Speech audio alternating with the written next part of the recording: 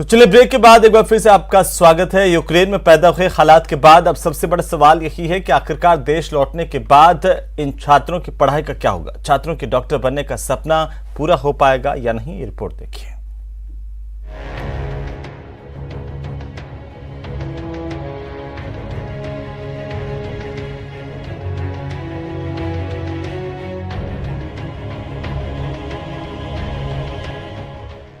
Ukraine से लौटे छात्रों का भविष्य अधर में। अब मेडिकल की पढ़ाई पूरी करने की चिंता। क्या देश में पूरी कर पाएंगे पढ़ाई? माता पिता का सपना बेटी को डॉक्टर बनाना था, लेकिन अब न सिर्फ हिमाचल प्रदेश के शिमला की मिंजल बल्कि उन जैसे हजारों परिवारों के सपनों पर संकट के बादल छा गए हैं। वजह है यूक्रेन में रूस का हमला। इस कारण हजारों छात्रों को मेडिकल की पढ़ाई बीच में ही छोड़कर भारत लौटना पड़ा है।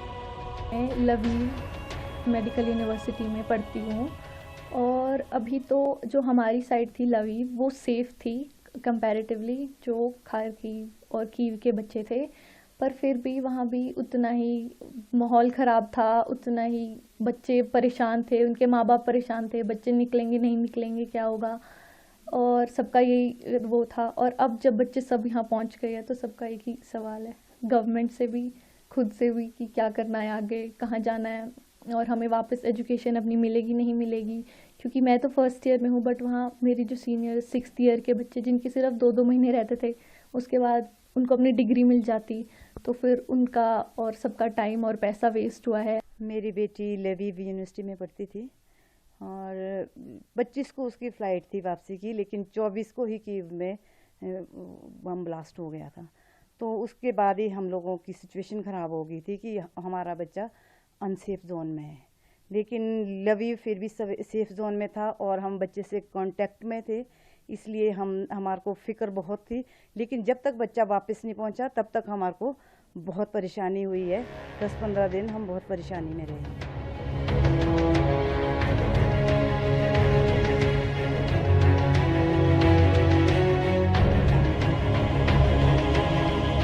जी हाँ, रूस यूक्रेन युद्ध में जो नुकसान हुआ है उसकी भरपाई करना फिलहाल यूक्रेन के लिए संभव नहीं है। इस संकट से भारत से डॉक्टर बनने यूक्रेन गए विद्यार्थियों के सामने अब भविष्य का संकट खड़ा हो गया है। युद्ध के दौरान खारकीव में ज्यादा नुकसान हुआ है।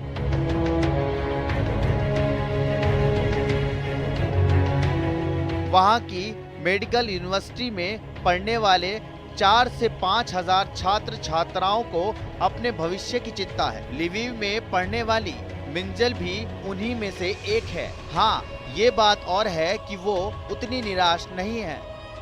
Everybody has their own opinion, but हमारी गवर्नमेंट अगर हमें इतना हेल्प नहीं करती तो हम अभी यहाँ तक नहीं पहुँच सकते। वहाँ और कंट्रीज़ के बच्चे भी थे, नाइजीरिया, इजिप्ट, उनकी गवर्नमेंट रिस्पॉन्सिबल नहीं थी उनके लिए, तो वो अपने खुद से कर रहे थे, बॉर्डर क्रॉसिंग या फिर रुकना हो या कुछ भी करना हो। हमें हंगरी में भी ज़्यादा टाइम नहीं लगा, हमें कुछ ही घंटों में बॉर्डर क्रॉस करवा दिया था। फिर वहाँ हमें एक होटल में जाके रुकवाया गया। तो फिर हमारी अभी तक गवर्नमेंट बहुत हेल्पफुल रही है, तो आई होप वो बच्चों की सिचुएशन समझे और आगे भी उतनी ही हेल्प करें हमारी।